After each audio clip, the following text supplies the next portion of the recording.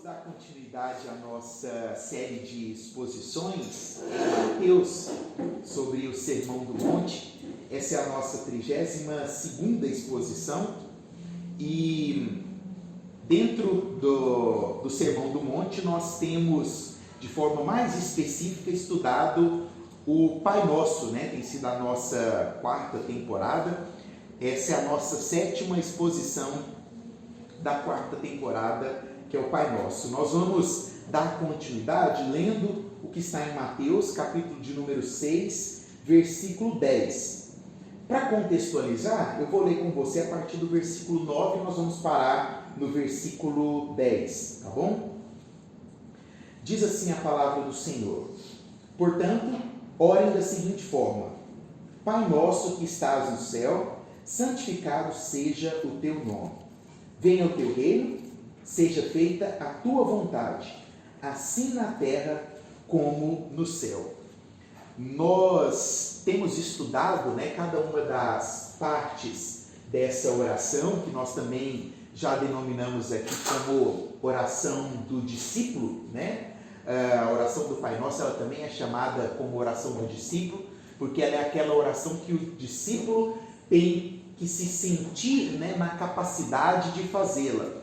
E dentro desse contexto, nós já nos referimos, ao contexto da paternidade, ao contexto da irmandade, e estamos tratando das 3 primeiras petições, desta oração, que dizem respeito a Deus, Então, nós já falamos, da petição que é o santificado seja o teu nome, falamos da petição que é venha o teu reino, e desde a semana passada estamos falando da tua vontade, E nós dividimos em 2 partes esse trecho, porque vimos que havia muita coisa para ser estudada e aprendida aqui.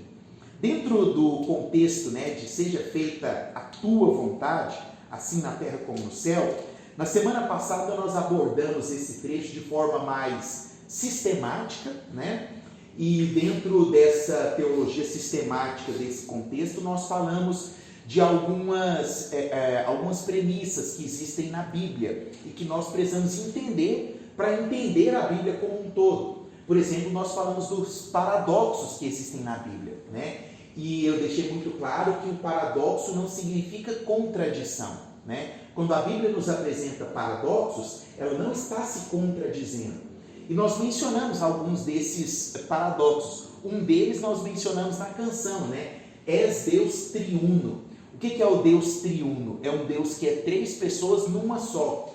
Na nossa intelectualidade humana, é possível entender isso?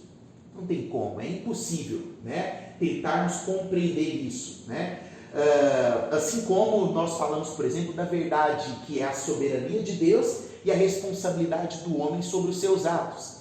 E a conclusão que nós chegamos foi que essas verdades não estão expostas na Bíblia para que nós venhamos explicá-las ou entendê-las. Seria muita audácia nossa queremos entender aquilo que a Bíblia não nos dá base para entender. Então, qual que é o contexto? Quando nós enxergamos essas verdades, nós pegamos cada uma dessas verdades e vivemos cada uma dessas verdades. Por exemplo, Deus é soberano? Sim, é uma verdade, Deus é soberano.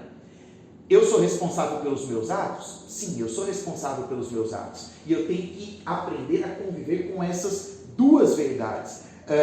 Trazemos o nosso entendimento, como diz o apóstolo Paulo lá em Coríntios, cativo à obediência de Cristo. Nós não fomos chamados para querer explicar essas verdades que não são explicadas na Bíblia. E nós vimos que tentar explicar aquilo que Deus não nos dá capacidade intelectual e não nos dá base bíblica é incorrermos num risco muito grande de sermos hereges, de falarmos alguma heresia. E foi o que aconteceu ao longo da história, Alguns, como nós citamos na semana passada, os gnósticos, os pelagianos, E dentro do calvinismo, quando nós, falamos sobre esse contexto das verdades que existem, essas verdades, elas coexistem, são paradoxos, né? Nós, dentro do calvinismo, o contexto de falar, isso é um mistério de Deus, né?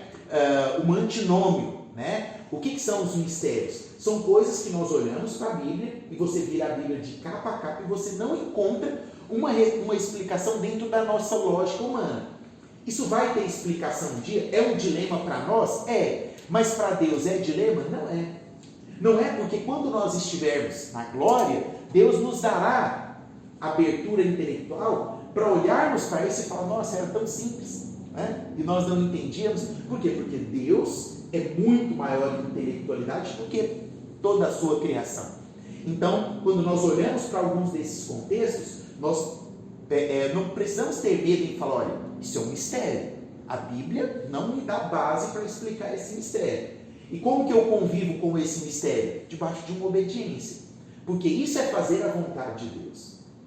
Dito isso, né, um resumo assim, bem resumido daquilo que nós falamos na semana passada, hoje a nossa ideia é explanar o seja feita a tua vontade de uma forma mais hermenêutica, né?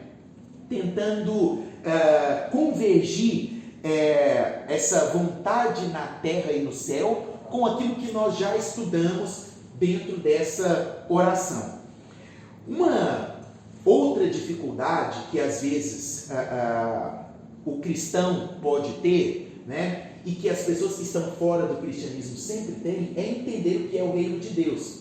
Principalmente porque, eu já mencionei isso aqui, Jesus ele pregou o reino de Deus como um reino que é o reino do passado, um reino que é o reino do presente e é o reino do futuro. Lembra disso? Né? Quando Jesus se referiu ao reino de Deus, ele se referiu aos profetas, ele pregou, né, quando ele estava junto aos discípulos, que o reino estava chegando, era o presente, e ele disse que esse reino viria. Então, também se torna uma coisa um pouco complexa de se entender, né? O reino de Deus é passado, presente e futuro, né? Como é que eu vou entender esse reino, né, que na própria pregação de Jesus foi exposto dessa forma, né, como algo que já veio, algo que era e algo que estaria por vir? Para que a gente possa, às vezes, entender de uma forma assim, talvez mais clara, nós podemos utilizar uma regra verbal hebraica que existia e que foi muito utilizada dentro do contexto poético de Salmos, né? Eu não sei se você Salmo e Provérbios também tem muito isso. Eu vou falar aqui, com certeza você vai lembrar. Você já teve a impressão de que você estava lendo um salmo, né? E parece que o salmista estava dizendo a mesma coisa duas vezes, né? Você está lendo uma coisa, né? Por exemplo, assim, se nós pegarmos lá em Salmo 23, né? O Senhor é o meu pastor, nada me faltará. Deitar-me faz em verdes pastos, né? Deitar-me faz em verdes pastos significa o quê? Me coloca num lugar, né, de calmaria, né? Aí ele já logo em seguida, deitar-me faz em verdes pastos, leva-me para as águas de descanso, né? Então ele fala duas coisas com palavras diferentes, e uma parece que está reafirmando a outra, né? A segunda afirmação parece que está dando convicção da primeira que foi dita. Essa era uma forma de escrita hebraica que se chamava paralelismo. O paralelismo é exatamente isso, você dizer uma coisa e você depois repetir aquela coisa com outras palavras, afirmando aquilo que você havia dito. Quando nós olhamos para a oração do Pai Nosso, Jesus como um bom, né, descendente da cultura do povo hebreu, ele podia muito bem estar utilizando exatamente do paralelismo para fazer os discípulos entenderem aquilo que ele estava explicando. Como assim? Quando Jesus fala, venha a nós o teu reino e seja feita a tua vontade, nós podemos olhar para esse contexto e entender esse contexto exatamente como se Jesus estivesse explicando o que é o reino dele através da vontade. É como se Jesus estivesse fazendo um paralelismo. Quando Jesus fala, venha a nós o teu reino, e repete, e diz em seguida, seja feita a tua vontade na terra como é no céu, Jesus estava nos dando uma forma de enxergar o significado desse reino que ele estava proposto. De que forma? Entendendo a vontade.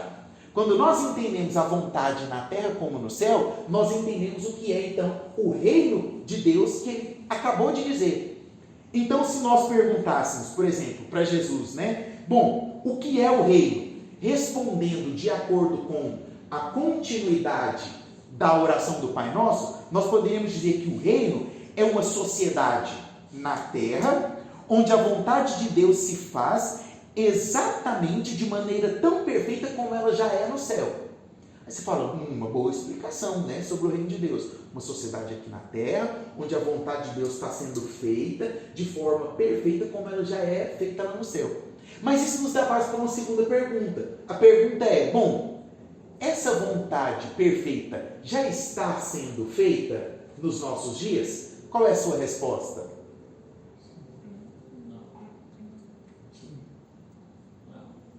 Não. Como é no céu? Não. A vontade de Deus, nós estamos como um reino dele tentando fazer essa vontade, tentando que ela seja perfeita, mas ela ainda não é perfeita como ela é no céu. E ela só será perfeita quando Cristo voltar. E aí vem a questão, bom, se ela não está sendo perfeita aqui, como é que nós devemos nos posicionar para que ela um dia seja perfeita? Através da oração. A oração do Pai Nosso que nos conduz para isso. Você consegue perceber que uma coisa conecta a outra? Jesus disse do reino, ele explica esse reino com a vontade dele, na terra como no céu. A vontade dele nos mostra o que é o reino. Uma sociedade que tenta fazer aqui nessa terra aquilo que já é feito lá no céu, de forma perfeita. Isso já existe? Não. Como que nós vamos trabalhar para que isso um dia exista? Através da oração. Qual a melhor oração? A oração do Pai Nosso. Está tudo intercalado, tudo conectado.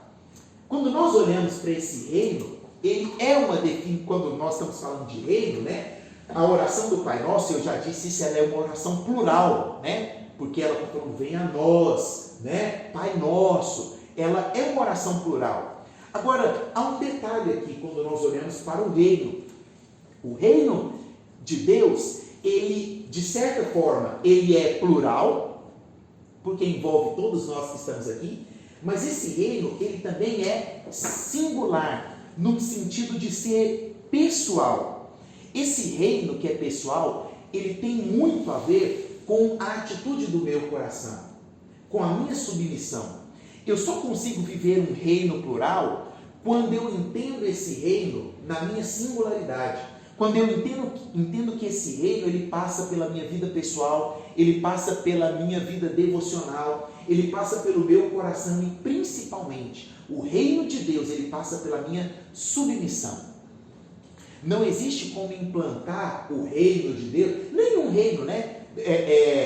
Não precisa, vamos sair do reino de Deus, vamos pensar nos reinos que já existiram ou que, né,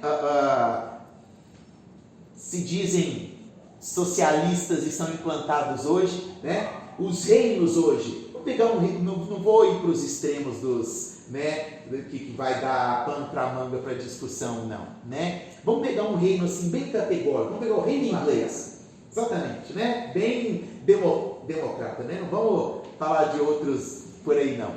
O reino da Inglaterra, ele só funciona por quê?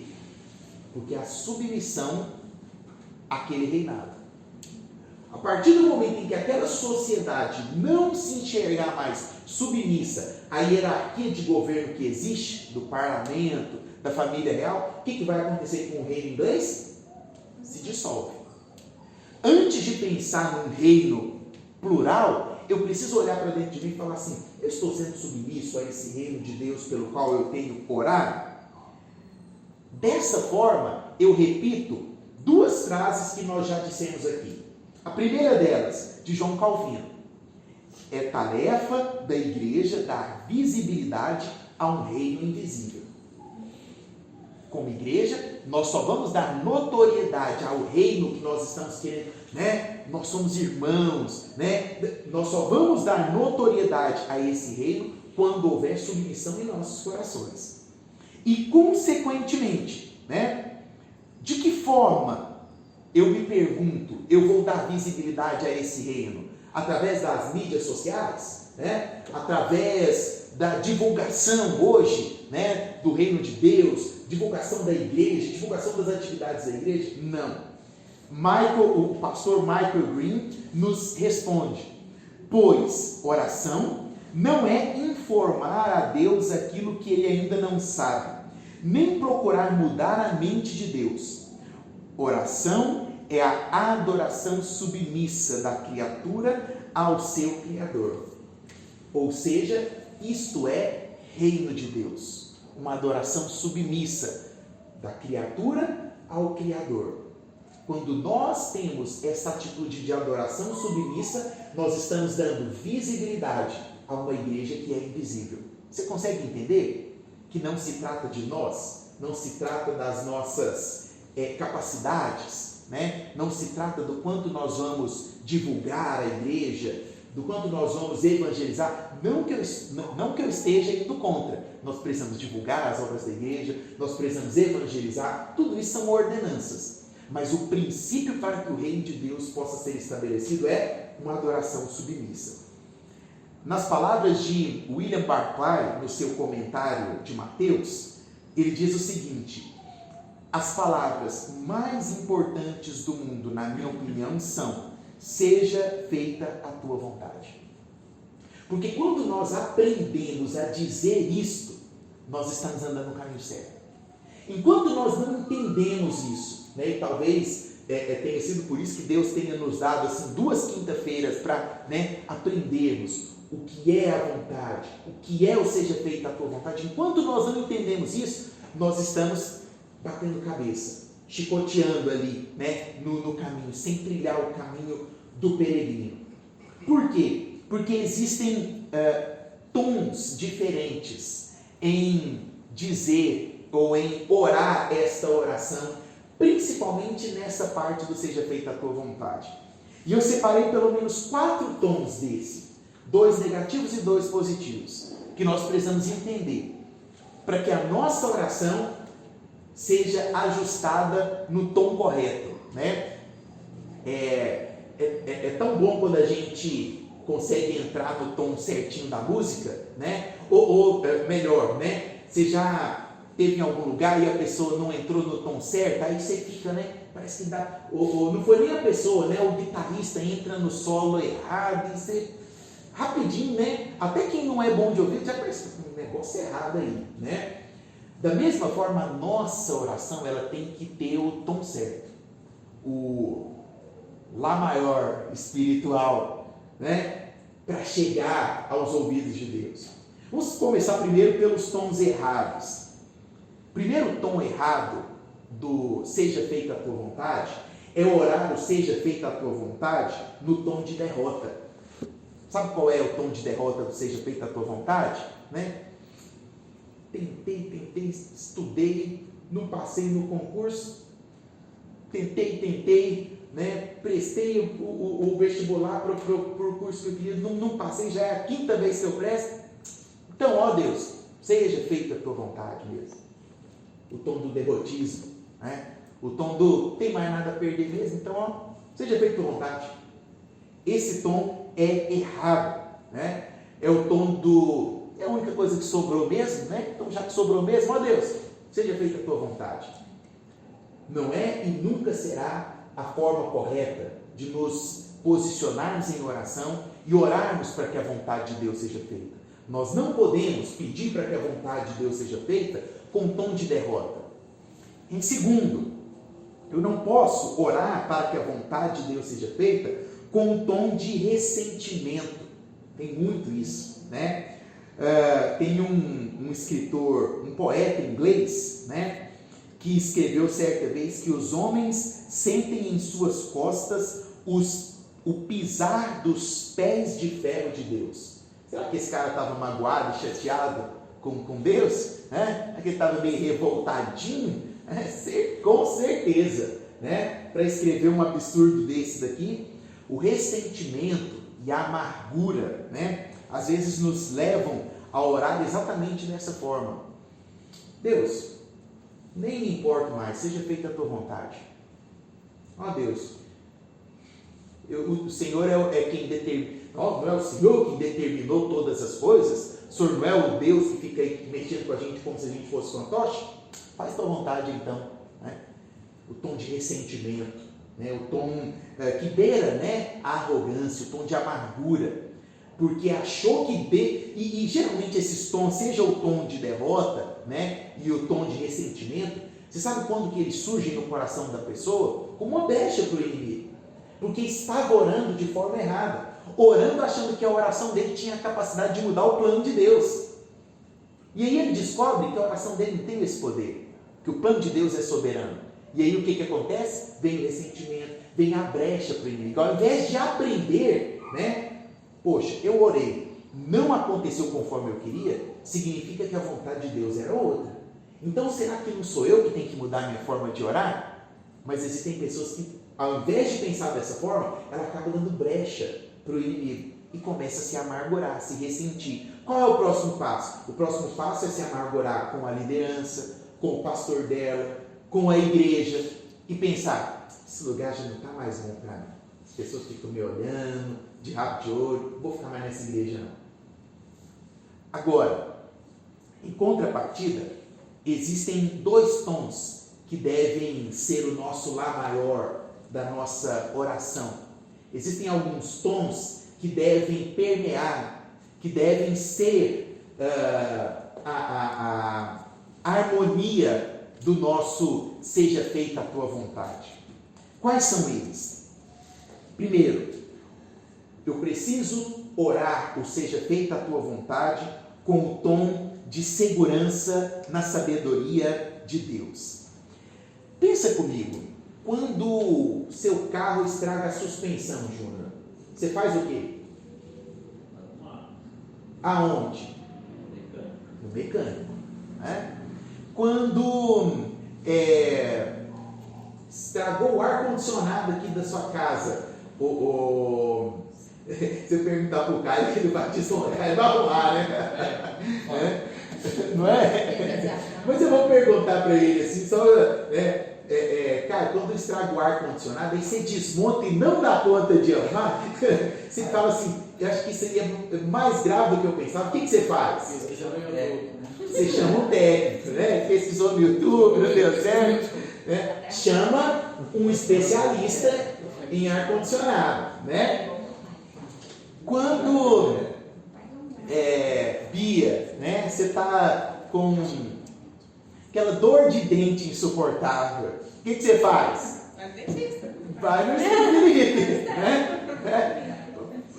Você não vai procurar um psiquiatra que seu dente está doendo, sim ou não? Não, você vai procurar um profissional, né, altamente capacitado, né? Vai lá na clínica do Felipe, né? Felipe, Felipe vai orar, isso aí eu sei, é o siso, tem que extrair, né? E ele não vai falar para você que, não, quinta-feira lá na célula a gente faz isso, você faz isso? Não. Ele vai programar para você ir lá na clínica, programar anestesia, vai fazer faz um teste de coagulação, trombina para fazer o... Para a pressão e a glicemia. Isso, né? Um especialista, né? Uma pessoa que sabe o que está fazendo, né?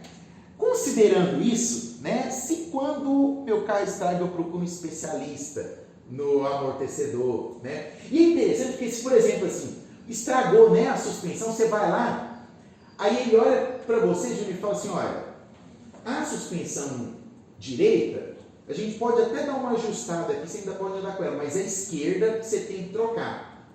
O que você faz? Vamos trocar as dois lados. Vamos trocar os dois lados? Para ficar igual. Para ficar igual? Né? E se você chega lá e ele fala assim, ó, a suspensão tá boa, não é a suspensão que você precisa mexer, não. Você precisa apenas colocar o óleo lá no... Tem o óleo de direção que está te dando essa impressão. Aí eu troco o óleo da... Você troca o óleo de... Por quê? Você vai confiar na palavra do especialista. Por mais que quando ele falou da outra, você resolveu trocar as duas, né? Você confia na palavra do especialista.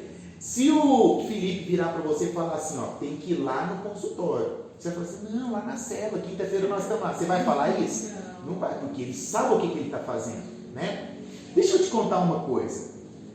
Se Deus é o Criador e o especialista da vida e do universo, Por que você não vira para ele como você vira para o mecânico e fala, faz a sua vontade aí, troca só o óleo? Como você vira para o seu dentista e fala, faz a sua vontade, pode arrancar. Se Deus é o especialista do universo, por que você não vira para ele e fala assim, Deus, faz a tua vontade. Está doendo. Eu estou sentindo que está estragando. Mas o Senhor é o especialista na vida. Faz a tua vontade. Esse é o tom da nossa oração. Esse é o tom que o faça a tua vontade precisa ter. Nós precisamos olhar para esse Deus com essa segurança na sabedoria que Ele tem. Richard Cameron foi um dos grandes propulsores da reforma protestante na Escócia. E por conta da sua intensidade em pregar, ele acaba sendo preso e Murray manda decapitá-lo, arrancar a cabeça dele, porque ele era a favor da reforma protestante. E ao decapitar, ele manda também cortar os seus braços e os seus pés. Ele põe num saco e manda isso para Edimburgo. Lá em Edimburgo, estava preso o pai do Cameron, também por conta da reforma protestante.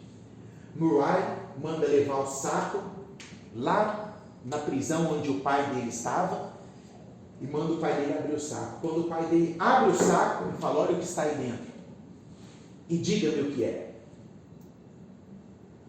O pai de Richard Cameron olha para a cabeça do seu filho, para os braços e pés e expressa a seguinte frase.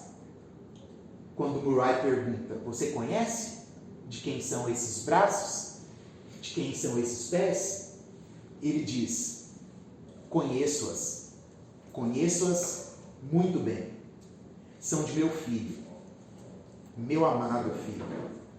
E isso é obra do Senhor. Pois boa é a vontade de Deus, que não pode fazer mal a mim e nem aos meus, mas Ele dispôs que a sua misericórdia e sua graça nos sigam até o fim de nossas vidas. Se essa não é uma oração de segurança na vontade de Deus, eu não sei o que é. E se isso é uma oração de segurança na vontade de Deus, as minhas orações precisam melhorar muito. Eu estou dizendo as minhas, pessoais. Porque eu sinto que eu preciso confiar na vontade de Deus como o pai deste homem confiava. Ao invés de ser imputada dor na alma daquele homem, foi imputada gratidão, porque a vontade de Deus havia sido feita na vida do seu filho. Quando eu olho para isso, eu vejo o quanto a minha oração precisa de ser moldada de acordo com a vontade de Deus. E eu acho que eu tenho que ficar mais alguns anos pedindo assim, Senhor, perdão pela oração que eu fiz naquela época. Deus, perdão porque eu orava desse jeito. Vai me perdoando aí dessas orações erradas que eu fazia tudo. Porque eu preciso aprender a confiar na segurança da sabedoria do Senhor. Esse precisa ser o tom da minha oração.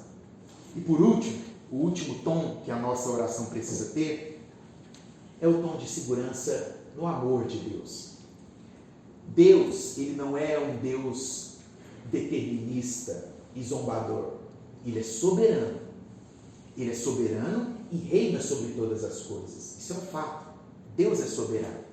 Agora, o fato de Deus ser soberano não significa o determinismo. Deus determinou que isso vai acontecer. Ele está lá de cima rindo daquilo que ele zombou. Ele é um velho barbudo que está lá no trono, olhando tudo que ele fez, olhando a maldade, rindo daquilo, zombando do que está acontecendo. Não, não é. Da mesma forma que um filho confia no pai quando o pai, dentro da piscina, fala, vem, pode pular, eu vou te segurar.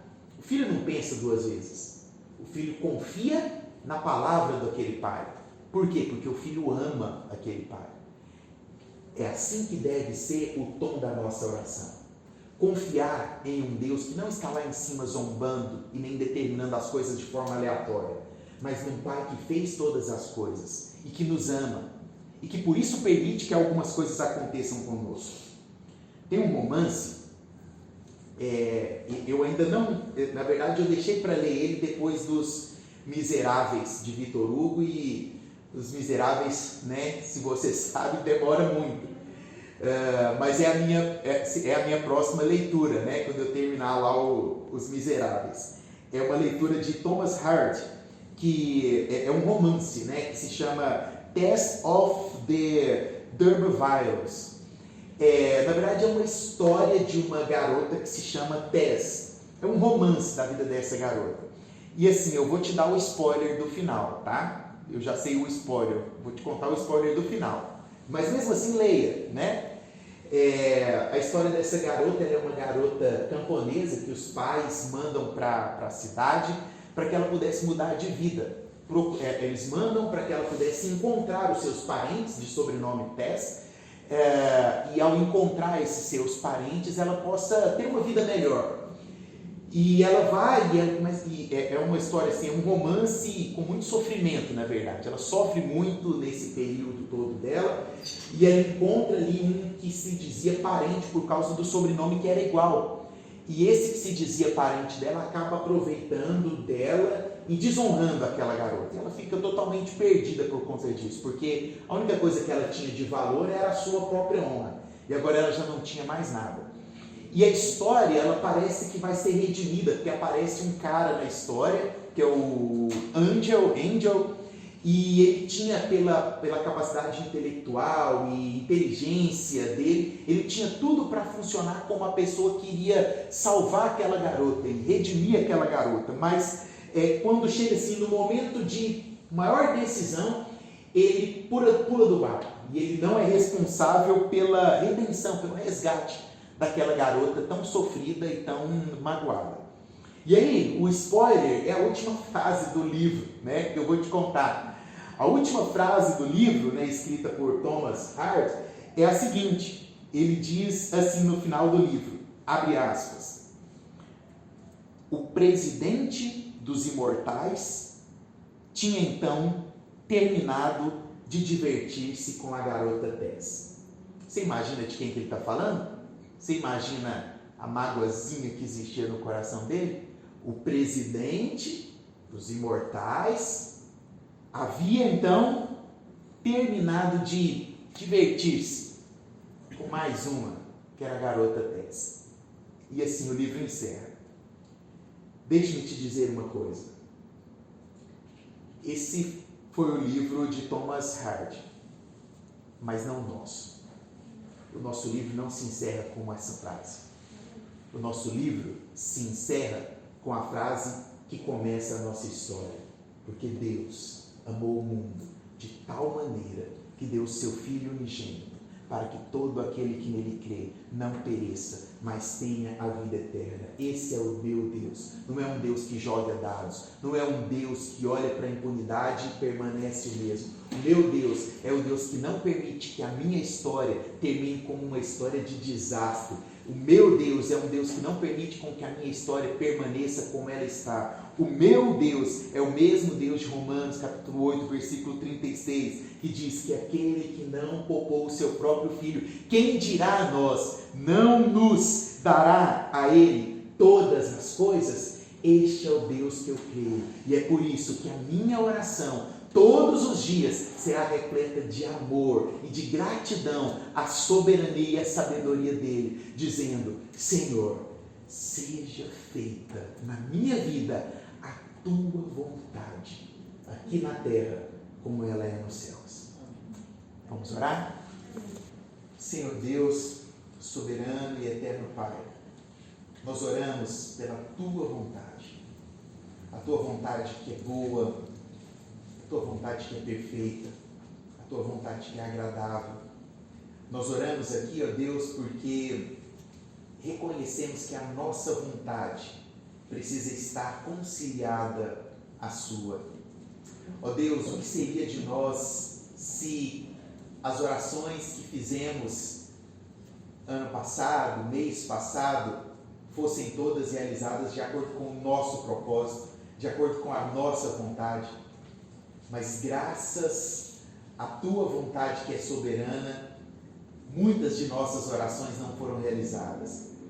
Nós te agradecemos por isso, porque sabemos que o Senhor sabe de todas as coisas. E o desejo do nosso coração é que seja feito em nós, é que seja feito no nosso caminho, que seja realizado na nossa casa, no nosso trabalho, nos ambientes onde nós vivemos, que seja realizada a vontade do Senhor, porque a vontade do Senhor é o melhor para nós.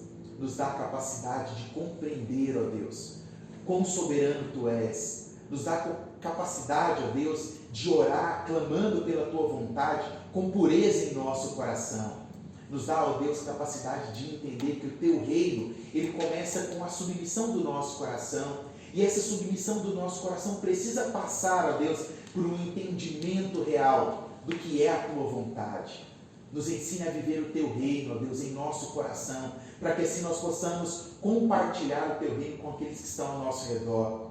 E acima de tudo, ó Pai querido, nos ensine a orar pela Tua vontade com total amor nas palavras, com total amor no tom da nossa voz, que todas as vezes ao orarmos o Pai Nosso e lembrarmos da Tua vontade, que isso seja dito com o maior amor que existe em nosso coração, porque não há, ó Deus, melhor e maior expressão de gratidão do que o amor, quando nós lembramos daquilo que o Senhor fez por nós na cruz do Calvário. E se o Senhor entregou o seu próprio Filho em favor de nossas vidas, o que são os nossos desejos, o que são os nossos sonhos, o que são os nossos planos, não são nada diante da certeza que temos de que a Tua vontade é a melhor para nós. É por isso que nós oramos nessa noite. Seja feita a Tua vontade, assim na terra como no céu. Obrigado.